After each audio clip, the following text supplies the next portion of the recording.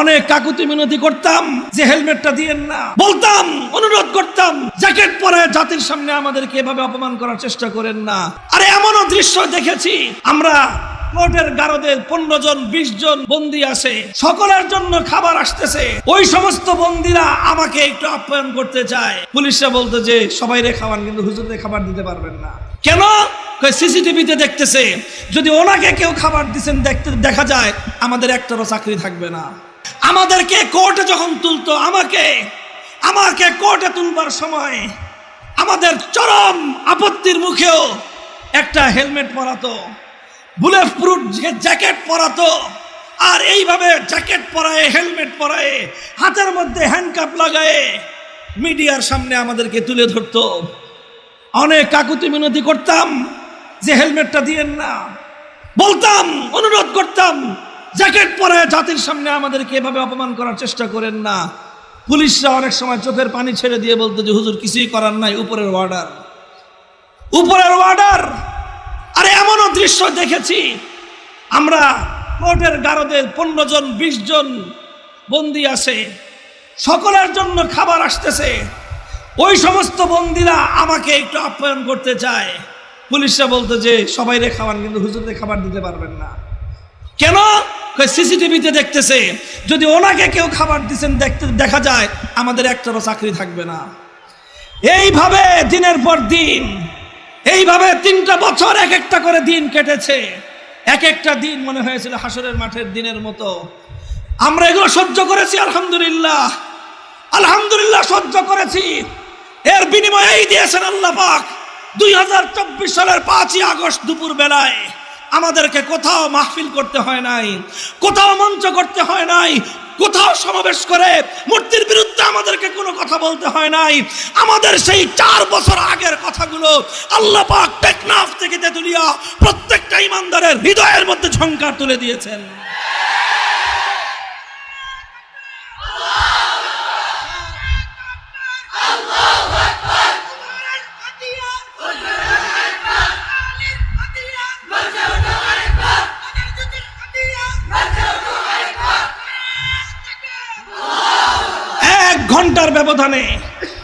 এক ঘন্টার ব্যবধানে আলহামদুলিল্লাহ টেকনাফ থেকে তেতুলিয়া শুধু শেখ মুজিবুর রহমান সাহেবের না, যত সাহেবের মূর্তি ছিল, বাংলার তৌহিদি জনতা সমস্ত মূর্তি তৌহিদি চেতনায় উজ্জীবিত হয়ে বুড়িগঙ্গার পানিতে ভাসিয়ে দিয়েছে। দেশপ্রেমিক সেনা সদস্যরা পর্যন্ত তাদের সেই সংরক্ষিত জায়গাতেও কোনো মূর্তি রাখে নাই। সুপ্রিম কোর্টের মতো সংরক্ষিত জায়গা, আমরা বলেছিলাম মুসলমানদের বিচারালয়, মুসলমানদের আদালত, থেমিসের মূর্তি বসায়েন না। ওনারা আমাদের কথাটা শুনে বিল্ডিং এর সামনের থেকে নিয়ে বিল্ডিং এর ভিতরে মাঝখানে সংরক্ষিত জায়গায় থেমিসের মূর্তি বানায় রাখছে, বা সেই থেমিসের দেবীর মূর্তি বসায় রাখছে। 5ই আগস্টের পরে যে জিজ্ঞেস করলাম, ভাই থেমিসের মূর্তিটা কই? কয় হুজুর মূর্তি তো নাই, ওই যে মূর্তির পিছনে যে বেদি ছিল, ওই বেদিরও কোনো খবর নাই। আমাদের তো কাউকে কিছু বলতে হয় নাই, মানুষের মনে মনে এই আওয়াজ কে তুলে দিয়েছেন? আলহামদুলিল্লাহ।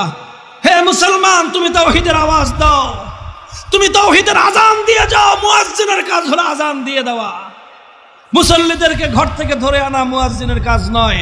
তুমি আজান দিয়ে দাও।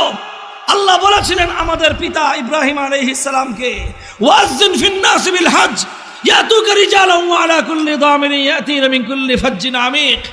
হে ইব্রাহিম, আল্লাহর ঘর বাইতুল্লাহ বানিয়েছো, এবার বাইতুল্লাহর পাশে দাঁড়ায় আজান দাও, মানুষ যেন হজ করতে আসে।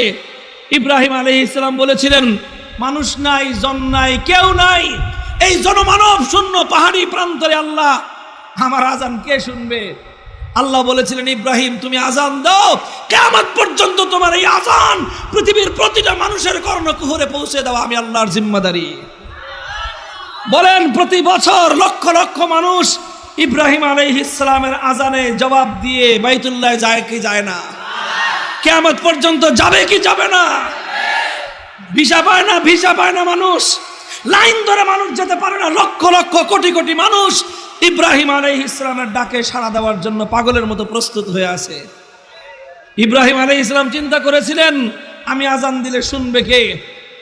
ইব্রাহিম আলাইহিস সালামের পর হাজার হাজার বছর পরেও সেই আজান শোনার মানুষ দুনিয়াতে আছে না নাই? হে তাওহীদের অনুসারীরা, হে ইব্রাহিমী আদর্শের পতাকাবাহীরা, আল্লাহর পয়গম্বর ইব্রাহিমের উত্তরসূরিরা, আল্লাহর নবী মুহাম্মদ আরবি সাল্লাল্লাহু আলাইহি ওয়াসাল্লামের সচ্চা উম্মতেরা, তোমরা উঠো, দাঁড়াও, তাওহীদের আজান দাও, তাওহীদের আজান দাও। এই আজানের ধ্বনি আল্লাহ পাক প্রতিটি মুমিনের অন্তরে অন্তরে প্রতিধ্বনিত করবেন।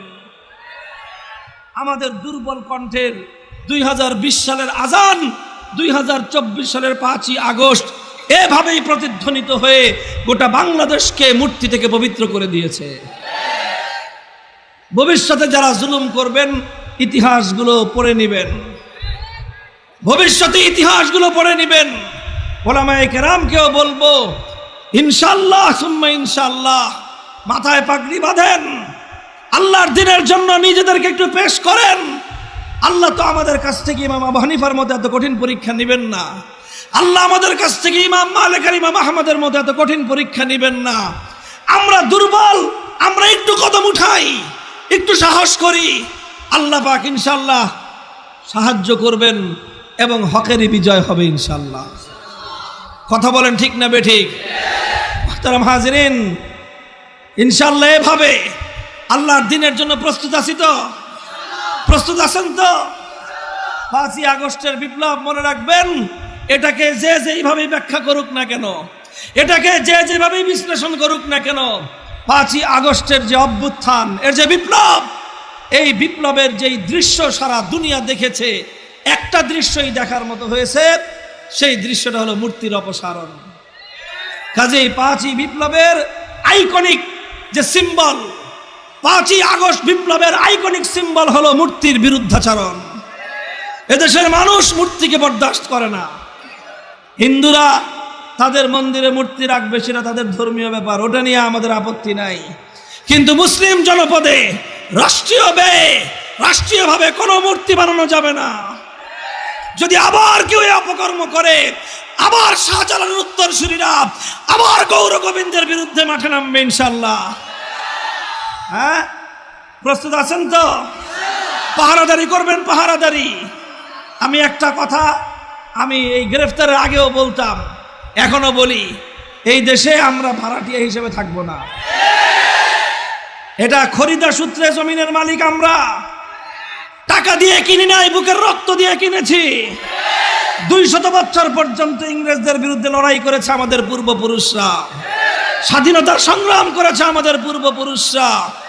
হাজী শরীয়তুল্লাহ তিতুমিররা এমনিতেই লড়াই করে নাই, আল্লাহর দ্বীন কায়েম করার জন্য লড়াই করেছে। আর সেই স্বাধীন ভূখণ্ডে উড়ে এসে তোমরা জুড়ে বসবা, আমাদের কাছ থেকে ভাড়া চাইবা, একেবারে হাত ভেঙে ধরায় দিব হাতের মধ্যে। হিম্মত নিয়ে থাকবেন এদেশে। জোরে কথা কই, কয় হুজুর খালি জোরে কথা কয়। বেটা, আমি কই জোরে কথা বলুন না তো? তোরা যারা গায়রুল্লাহর কথা বলিস, তোরা যারা মাখলুকের কথা বলিস, তোদের কথা বিড়ালের মতো হবে, আমাদের কথা সিংহের মতো হবে। কারণ আমরা তো ওই রবের কথা বলি, আসমান আর জমিনের মধ্যে যেই রবের চেয়ে বড় আর কেউ নাই। আল্লাহ বলেছিলেন, ইয়া আইয়ুহাল মুদ্দাসসির কুম ফানজির ওয়া রাব্বাকা ফাকাব্বির ওয়া সিয়াবাকা ফাতাহহির ওয়ার রুজজা ফাহজুর।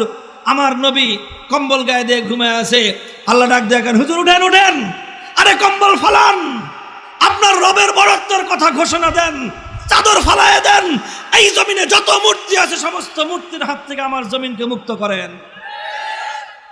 কাজেই যারা আল্লাহু আকবার বলবে, যারা বলবে আল্লাহ সবচেয়ে বড়, তার আওয়াজ হবে সবচেয়ে বড়।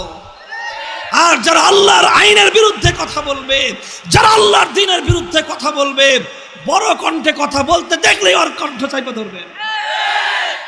বেটা, চোরার কথা বলস, আবার জোরে কথা কিসের? একমাত্র ইসলামের কথা জোরে হবে, আর ইসলাম বিরোধী সমস্ত কথা বিড়ালের মতো মিমু করে বলবা। হ্যাঁ, সূত্র ঠিক আছে কিনা? সূত্র এটা মনে রাখবেন। হযরত ওমর ফারুক রাদিয়াল্লাহু আনহুর সূত্র এটাই ছিল, আলাসনা আলাল হাক্কি ওয়া হুম আলাল বাতিল আলাইসা কাতলানা ফিল জান্নাতি ওয়া কাতলাহুম ফিন নার। হক আর বাতিলের যখন লড়াই হয় তখন হকের ঝান্ডাবাহীরা মারা গেলে জান্নাতে যাবে, আর বাতিলপন্থীরা মরলে যাবে জাহান্নামে। তাহলে তারা যারা জাহান্নামে যাবে, ওরা যদি মাথা নত না করে, আমরা যারা মরলেই জান্নাত কনফার্ম, আমরা কেন মাথা নত করব?